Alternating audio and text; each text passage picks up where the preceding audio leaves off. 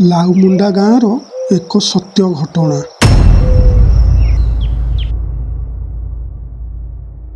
ଏହି ଘଟଣାଟି ଏମିତି ଏକ ଘଟଣା ଯାହା ବିଷୟରେ ଆପଣମାନେ ଜାଣିଲେ ଆପଣଙ୍କ ମନରେ ଡର ଭାବନା ବଢ଼ିଯିବ।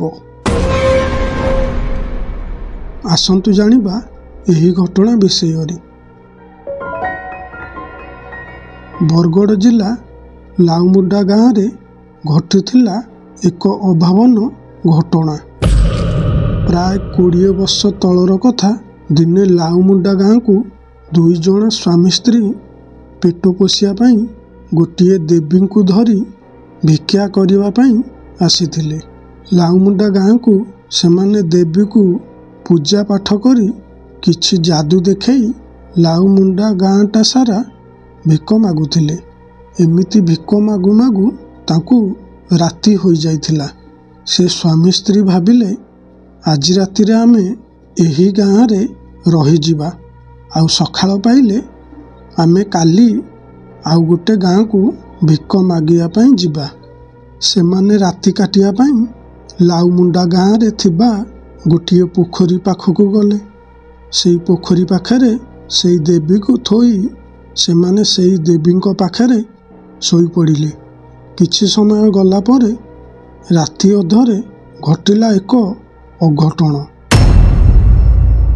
ସେମାନେ ଯେଉଁ ଦେବୀକୁ ନେଇକି ଭିକ ମାଗୁଥିଲେ, ସେଇ ଦେବୀ ରାତି ଅଧରେ ସେଇ ଲୋକଟିକୁ ବଳି ରୂପରେ ତାକୁ ମାରିଦେଇ ଖାଇଦେଲା। ସକାଳ ହେଲା ପରେ ସେ ସ୍ତ୍ରୀ ଲୋକ ଦେଖିଲା ଯେ ତା ସ୍ୱାମୀ ଆଉ ଏ ଦୁନିଆରେ ନାହିଁ। ଆଉ ତା ସ୍ୱାମୀର ମଲା ଶରୀର ତା ଆଖି ସାମ୍ନାରେ ପଡ଼ିଥିଲା। ସେ ସ୍ତ୍ରୀ ଲୋକଟି ଜାଣିଦେଲା ଯେ ଯେଉଁ ଦେବୀକି ତା ସ୍ୱାମୀ ସବୁଦିନ ପୂଜା କରି ଆସୁଥିଲା, ସେଇ ଦେବୀ ତାର ଜୀବନ ନେଇଯାଇଛି। ସେ ସ୍ତ୍ରୀ ଲୋକଟି ବହୁ ସମୟ ଧରି କାନ୍ଦିଲା ପରେ ସେ ବହୁତ ରାଗି ଯାଇଥିଲା। ଆଉ ରାଗିଯାଇ ସେମାନେ ଯେଉଁ ପୋଖରୀ କୂଳରେ ଶୋଇଥିଲେ, ସେଇ ପୋଖରୀ ଭିତରକୁ ସେଇ ଦେବୀକୁ ଫିଙ୍ଗିଦେଲା। ତାପରେ ସେ ସ୍ତ୍ରୀ ଲୋକଟି ସେଠାରୁ ଚାଲିଗଲା। ସେ ସିନା ଦେବୀକୁ ସେଠାରେ ଫିଙ୍ଗି ଚାଲି ଆସିଲା, ହେଲେ ସେ ଦେବୀଟି ଲାଉମୁଣ୍ଡା ଗାଁର ଲୋକମାନଙ୍କ ପାଇଁ କାଳ ସାଜିଗଲା। ଆସନ୍ତୁ ଜାଣିବା ତାପରେ କ'ଣ ଘଟିଲା ଲାଉମୁଣ୍ଡା ଗାଁରେ। କିଛି ଦିନ ଗଲା ପରେ ସେହି ପୋଖରୀ ଭିତରକୁ ଗୋଟେ ଲୋକ ଗାଧେଇବା ପାଇଁ ଗଲା। ସେହି ଲୋକଟି ସେ ପୋଖରୀରେ ଏକୁଟିଆ ଗାଧୋଉଥାଏ। ସେ ଗାଧେଇଲା ସମୟରେ ତାର ଗୋଡ଼କୁ କିଏ ଜଣେ ଟାଣିବାକୁ ଲାଗିଲା। ଲୋକଟି ପୁରା ଡରି ଯାଇଥାଏ। ବାହାରକୁ ଆସିବା ପାଇଁ ଯେତେ ଚେଷ୍ଟା କଲା, ହେଲେ ସେ ଦେବୀଟି ସେ ଲୋକଟିର ଗୋଡ଼କୁ ଧରି ଭିତର ଆଡ଼କୁ ଟାଣିବାକୁ ଲାଗିଲା। ହେଲେ ସେ ଲୋକଟି ଯେତେ ଚେଷ୍ଟା କରୁଥାଏ, ବାହାରକୁ ଆସିପାରୁନଥାଏ। ଏମିତି କିଛି ସମୟ ପରେ ସେଇ ଦେବୀଟି ସେ ଲୋକକୁ ପାଣି ଭିତର ଆଡ଼କୁ ଟାଣି ନେଇ ମାରିଦେଲା। କିଛି ସମୟ ଗଲା ପରେ ଗାଁର ଲୋକେ ପୋଖରୀ କୂଳରେ ତାର ଶବ ଦେଖିଲେ। ସେ ଶବକୁ ଦେଖି ଗାଁର ଲୋକମାନେ ବହୁତ ଡରି ଯାଇଥାନ୍ତି। ପୁଣି କିଛି ଦିନ ଗଲା ପରେ ଲାଉମୁଣ୍ଡା ଗାଁରେ ଗୋଟେ ବାହାଘର ଚାଲିଥାଏ। ସେହି ବାହାଘରକୁ ଅନେକ ଲୋକ ଆସିଥାନ୍ତି। ବାହାଘରକୁ ଆସିଥିବା ଗୋଟେ ଲୋକ ଲାଉମୁଣ୍ଡା ଗାଁର ଜଣେ ଲୋକ ସାଙ୍ଗରେ ସେହି ପୋଖରୀକୁ ଗାଧୋଇବା ପାଇଁ ଆସିଲା। ବାହାଘରକୁ ଆସିଥିବା ଲୋକଟି ପୋଖରୀରେ ଗାଧୋଇଲା ସମୟରେ ତାର ନଜର ପଡ଼ିଲା ଗୋଟେ ପଦ୍ମ ଫୁଲ ଉପରେ। ସେ ଯେମିତି ପଦ୍ମ ଫୁଲଟିକୁ ତୋଳିବାକୁ ଯାଇଛି, ଉପରେ ଠିଆ ହୋଇଥିବା ଗାଁର ଲୋକଟି ତାକୁ କହିଲା, ଆରେ ତୁ ଭିତରକୁ ଯାଆନା, ସେ ଫୁଲକୁ ଛାଡ଼ି ଉପରକୁ ଚାଲି ଆସ। ସେ ଯେତେ ତାକୁ ମନା କରୁଥାଏ, ସେ ଲୋକଟି ତା କଥା ଜମାରୁ ଶୁଣିନଥାଏ। ସେ ଲୋକଟି ଯେତେ ଭିତରକୁ ଯାଉଥାଏ, ହେଲେ ସେ ପଦ୍ମ ଫୁଲଟି ଭିତର ଆଡ଼କୁ ଘୁଞ୍ଚି ଘୁଞ୍ଚି ଯାଉଥାଏ। ସେ ଆର ଲୋକଟି ଏସବୁ ଦେଖି ସେ ଜାଣିଗଲା ଯେ ଏସବୁ ସେଇ ଦେବୀ କରୁଛି। ପୁଣି ଥରେ ସେ ପାଟି କରି କହିଲା, ଆରେ ତତେ ପରା ମୁଁ ମନା କରୁଛି, ତୁ ଶୁଣୁନୁ କାହିଁକି? ଉପରକୁ ଚାଲି ଆସ। ହେଲେ ସେ ଲୋକଟି ତା କଥା ନ ଶୁଣି ପୋଖରୀର ମଝି ଗଣ୍ଡରେ ଯାଇ ପହଞ୍ଚିଲା। ହଠାତ୍ ସେ ଲୋକଟି ପାଣି ଭିତରେ ବୁଡ଼ିଗଲା, ଆଉ ବାହାରକୁ ଆସିଲା ନାହିଁ। ପୋଖରୀ ହୁଡ଼ାରେ ଥିବା ଲୋକଟି ପୁରା ଡରି ଯାଇଥାଏ, ଆଉ ଚିତ୍କାର କରି ତାକୁ ଡାକିବାକୁ ଲାଗିଲା। ହେଲେ ସେ ଆଉ ବାହାରକୁ ଆସିପାରିଲା ନାହିଁ।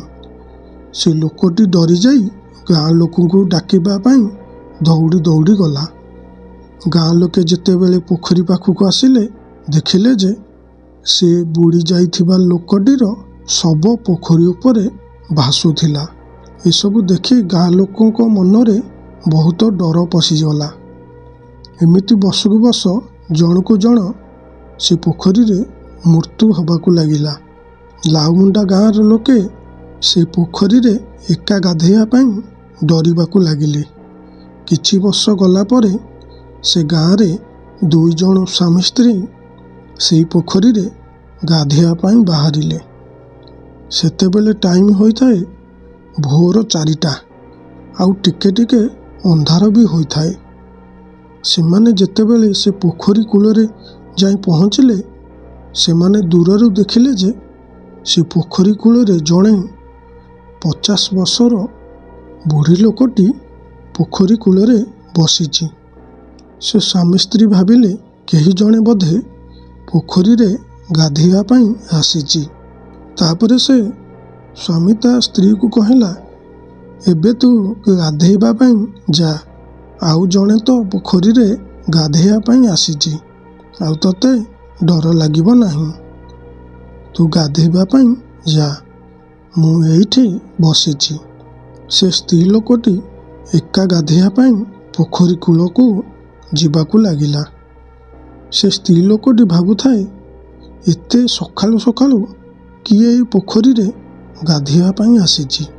ସେ ସ୍ତ୍ରୀ ଲୋକଟି ଯେମିତି ତା ପାଖରେ ପହଞ୍ଚିଛି, ସେ ବୁଢ଼ୀ ଲୋକଟି ହଠାତ୍ ପାଣି ଭିତରକୁ ଡେଇଁ ପଡ଼ିଲା। ଏସବୁ ଦେଖି ସେ ସ୍ତ୍ରୀ ଲୋକଟି ବହୁତ ଡରିଗଲା।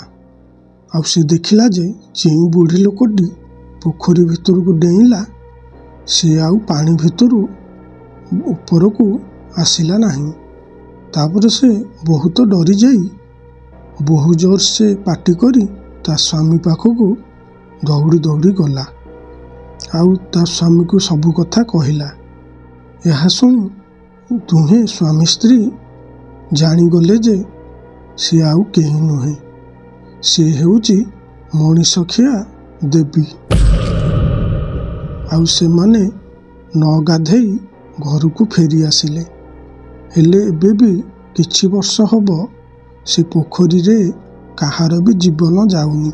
କାହିଁକି ନା ସେ ଗାଁର ଗୋଟେ ପୂଜାରୀ ସେ ପୋଖରୀରେ ପୂଜା କରି ବର୍ଷକୁ ବର୍ଷ ଥରେ ପଶୁ ବଳି ଦେଉଛି।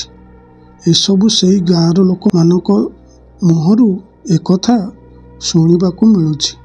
ହେଲେ ଏବେ ବି ସେଇ ପୋଖରୀ କୂଳରେ ସେଇ ଦେବୀ ବସିବାର ଲୋକମାନେ ସମସ୍ତେ ଦେଖନ୍ତି। ସାଙ୍ଗମାନେ, ଏ କାହାଣୀଟି ଆପଣମାନଙ୍କୁ ଯଦି ଭଲ ଲାଗିଥାଏ, ତାହେଲେ ଆମ ଚ୍ୟାନେଲକୁ ସବସ୍କ୍ରାଇବ୍ କରି ଗୋଟେ ଲାଇକ୍ କରିଦିଅନ୍ତୁ, ଆଉ ଆମ ସାଙ୍ଗରେ ଏମିତି ଯୋଡ଼ି ହୋଇ ରୁହନ୍ତୁ।